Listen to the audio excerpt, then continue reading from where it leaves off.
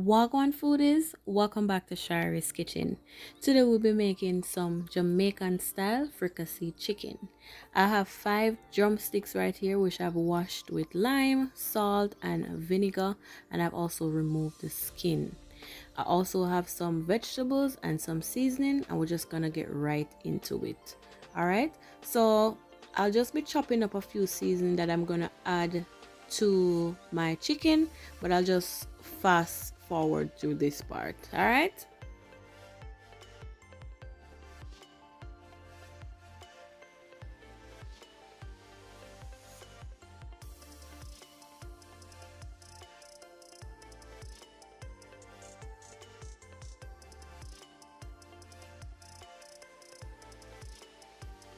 Yes, foodies. So I tried to make the videos as short as possible, but as detailed as much. Okay, so we have everything all chopped up, and we're gonna use this pepper to fry our chicken. So you want a whole pepper just to set it aside, and we can put that to the side because we won't be needing that. I'm also grating some ginger to the seasoning, and you can slice it if you want. It's totally up to you. You can chop it up real fine. I just prefer to grate it this time. So to continue with our seasoning, I'm adding some pimento seeds or allspice, and I just went ahead and crushed them a little. I'm also adding some paprika, and not to worry, I'll have all the ingredients and the measurement in my description box. Now going in with some complete seasoning, and then lastly some chicken seasoning. And remember guys, this is your kitchen, you can use whatever brand seasoning that you prefer. That's totally fine. Here I'm adding some thyme, and lastly we're gonna add some browning, and this is what's gonna give it that color, because even though for fricassee chicken, even though we're gonna fry before we stew, you still want to add a little, you want to help it out to give it a little color, because you don't want the chicken to be white. All right, you want it to have that nice brown rich color. So not to have the meat looking black, but to give it some color. All right, and you can determine that. So you add a little at a time. As you see here, I'm going in with a little more just because I think it can take some more, but it's still not going to be too black. So it's better to add little at a time. I know everything is looking good. We're gonna cover this, and this is not a long marinating day. I'll just be covering it for like 2 hours or 3 hours. So I'll see you in 2 to 3 hours. Okay foodies, I'm back. It's been about 3 hours that my chicken has been marinating. Now I'm just adding some oil to the pot, just enough to cover the surface, and I'm adding some garlic just for extra flavors. Now you want to wait until the pot is hot, not smoking hot, but hot enough so as you put the chicken in the pot, it starts frying as you're seeing now. Okay, so I only have 5 chicken legs today. It's nothing much, and with the size of my Dutch pot, I can add all 5 at once, but if you're using a smaller pot, you can do it in batches. All right. The food is, after about 5 to 6 minutes, you can go ahead and turn your chicken. I'm sorry, I actually thought I hit play, but that part was not recording.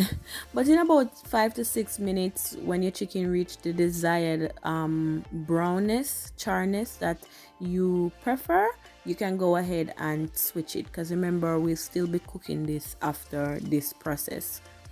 So after you have fried both sides, which will take about 10 to 12 minutes, we're going to remove them and put them in a clean container. As you can see foodies, some of the meat is already falling from the bone, which means that our chicken is almost cooked. So the stewing part of the fricassee chicken is just to get it more juicy and tenderized.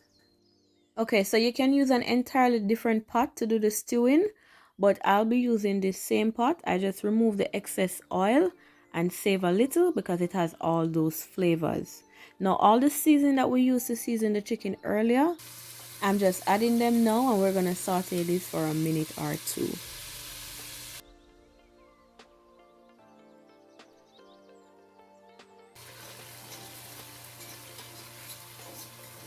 So when I chopped up the Irish and the carrots earlier, I just placed them in some water so they don't get discolored.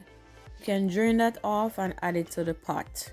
Alright, so I have my kettle on and I'll be using some warm water to put in the container that the season was in, just to rinse out all that flavors, because nothing is going to waste right now. Alright, so you just want to put not too much water, but we need the Irish and the carrots to cook. So I'm just adding that water, and then we're gonna season this a little with some more of our chicken season, and you add season according to your liking. All right, and we're also gonna add some ketchup, which is gonna give the sauce or the gravy that richness and also that nice taste. All right, it's gonna combine everything together. So go ahead and give it a little taste. It's your pot, you know, you want to flavor it up, you want it to taste right. I'm going in with some salt. Taste your pot, whatever you think it needs. Maybe it needs a little more chicken season to you, a little more salt. Taste your pot and adjust to your liking. I'm also going in with a little more ketchup because I think it needs some more. All right, we're just going to give this a final mix, and as I said, we're going to cover it up and allow the carrot and the potato to cook. So we soon come. So we're 10 minutes in, and I'm just about to add a little bit of brown sugar just to top off everything, believe me. So 5 more minutes and then we're gonna add our chicken pieces. So food is, before I touch anything, I know you can already see how thick, rich and glossy our sauce is looking, and we're just going to add these chicken pieces.